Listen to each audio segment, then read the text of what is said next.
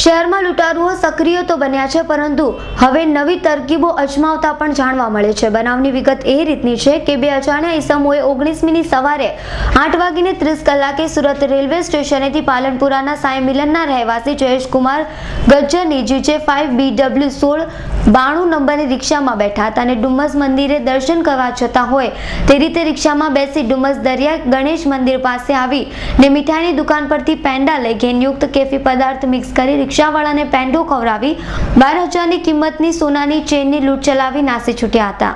જોકે બીજા બનાવમાં પણ એ જ રીતે બપોરે 11:15થી સુરત રેલવે સ્ટેશનેથી નવાગામ ડિંડોલીના રાધા સ્વામીના રહેવાસી રમાશંકર મિશ્રાની GJ5BW 4635 નંબરની રિક્ષામાં બેસી તે જ તરકીબ અપનાવી ડુમ્મસ મંદિર પાસેથી દુકાનેથી પેંડા લઈ કેફી પદાર્થ મિક્સ કરી તે પેંડો રિક્ષા ચાલકને ખવડાવી બેભાન કરી તેના 900 રૂપિયા રોકડાની લૂંટ ચલાવી નાસી છૂટ્યા હતા।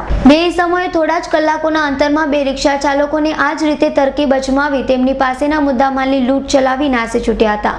બનાવ અંગે બંને ફરિયાદીઓએ ડુમ્મસ પોલીસ મથકે ફરિયાદ નોંધાવી છે। પોલીસે ફરિયાદ લઈ ફરિયાદીઓના વર્ણનને આધારે અજાણ્યા ઠગોની શોધખોળ સહિત વધુ તપાસ હાથ ધરી છે। Bureau report, Surat.